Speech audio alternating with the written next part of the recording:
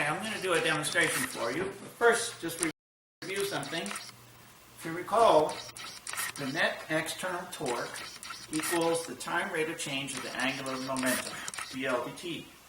If I have a rigid body rotating around a fixed axis, the angular momentum is equal to I omega. I is the moment of inertia, omega the angular velocity. So if I have no external torques, the angular momentum must remain constant. So if I change the moment of inertia, then the angular velocity will also change so that the product stays constant. So I'm going to do a demonstration of that. So I have a chair that can spin with very little friction, and I have two 1 kilogram masses. I'll hold them out and start to spin, and then watch what happens when I bring my arms in close.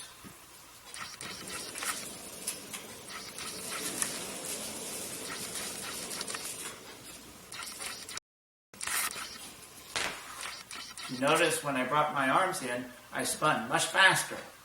By bringing my arms in, I reduce my moment of inertia, so my angular velocity must increase, so the product of the moment of inertia and angular velocity remains constant.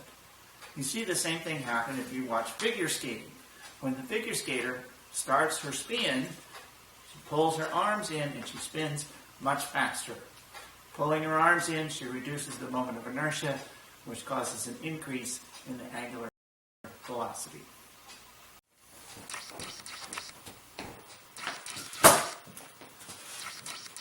Okay, here's another demonstration. I have a wheel here. I'm going to get the wheel spinning, and then watch what happens when I change the orientation of the wheel.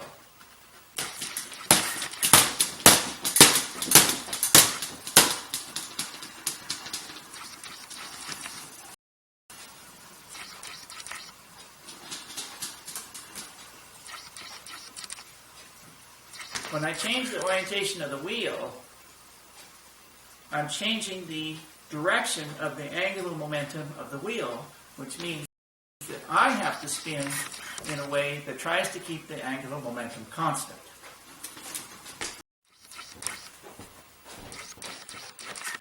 Okay, here's another demonstration.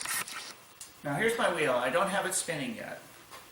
I'm going to try to balance it out here and watch what happens. It falls this way, right? Because the center of mass is here at the axle, and so then there's a net torque. With the weight force down, I have a position vector from the point where my finger is out to the center of mass, and that creates a torque which points in this direction. So I do the R cross F, and the torque points towards me. Okay.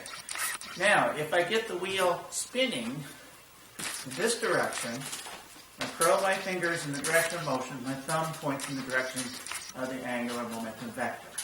So when I get it spinning, I have an angular momentum that points toward you on the axis of rotation. Now, I try to balance it here. Look what happens. It doesn't fall over, it stays there. It's just resting on my hand. I'm not gripping it, but I have to move in a circle. Okay? So it doesn't fall over. So why is it doing that? Well, recall that torque equals dLdt. So the torque, it points in the same direction as the change in the angular momentum.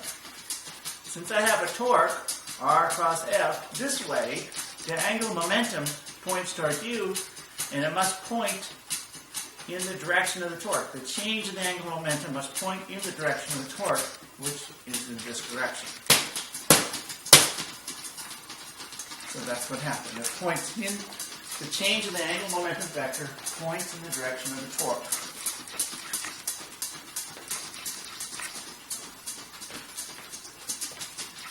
Okay. If you've ever seen an old movie where they have airplanes from World War I, the World War I fighter planes, like the Sopwith Camel or the Red Baron's Fokker triplane. many of the World War I airplanes had rotary engines. They had 7-cylinder engines. The whole engine spun around. The crankcase, or the crankshaft, was bolted to the frame, and all the cylinders spun around, and the propeller was attached to the cylinders. So think about all those cast iron cylinders and their pistons spinning around 2,500, 3,000 RPMs. Tremendous amount of angular momentum. So that greatly affected how the planes behaved when the pilots tried to turn. So watch what happens. I get this spinning. If I try to make a turn to my left, it pitches up. And if I turn to my right, it pitches down.